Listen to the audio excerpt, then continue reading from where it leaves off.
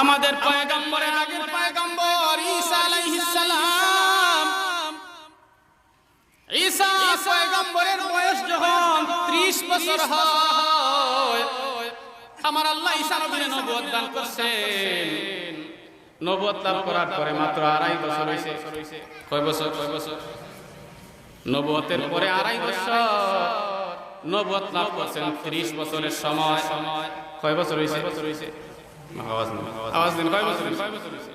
32.5 বছরের সময় আমার আল্লাহ ঈসা পয়গম্বরকে জিন্দা চতুর্থ আসমানে উঠায়া নিছে।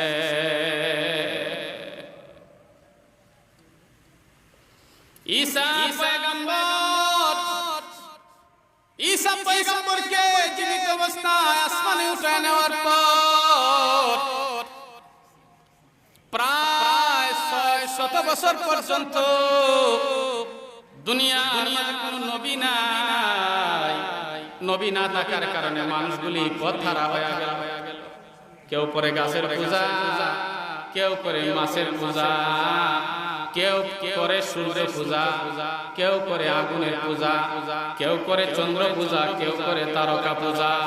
কথায় কথা মনে হয় রে বাবা, ও যুবক ভাই, ইসরাফিল আলাইহিস সালাম সিংহা যখন প্রথম ফু দিবে, ফু দেওয়ার পর চন্দ্র ভাঙ্গিয়া 2 ভাগ হয়ে যাবে, সূর্য ভাঙ্গিয়া 2 ভাগ হয়ে যাবে, তারকাগুলি ভাঙ্গিয়া 2 ভাগ হয়ে যাবে।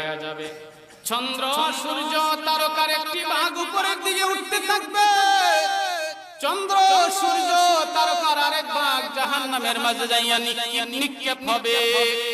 আপনারা বলতে পারেন, হুজুর চন্দ্র সূর্য তারকার তো কোনো দোষ নাই, ওরা জাহান্নামে যাইবে কেন, দুজকে যাইবে কেন? প্রশ্ন আসে কিনা? আরো জোরে আসে কিনা? তাফসীরের কিতাবের মাঝে মুফাসসিরিনে কেরাম তার জবাব দিয়েছেন। চন্দ্রের কোনো দোষ নাই, সূর্যের কোনো দোষ নাই, তারকার কোনো দোষ নাই, ওরা যাইবে জাহান্নামে কেন? দুনিয়ার মাঝে এক শ্রেণীর মানুষ আছে চন্দ্র পূজারী, দুনিয়ার মাঝে এক শ্রেণীর মানুষ আছে সূর্য পূজারী, দুনিয়ার মাঝে এক শ্রেণীর মানুষ আছে তারকার পূজারী। ঠিক কিনা জুড়ে বলেন?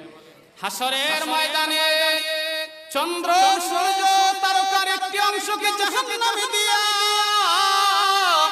আমার আল্লাহ চন্দ্র সূর্য তারকা পূজারীদেরকে এই সিগন্যাল দিবেন, এ চন্দ্র পূজারীরা, ও তারকা পূজারীরা, ও সূর্য পূজারীরা, তাকায় দেখো, দুনিয়ায় থাকা অবস্থায় তোমরা যার পূজা করেছো ওরা গেছে আজকে জাহান্নামে, তোমরা কোথায় যাইবা একটু হিসাব মিলাও।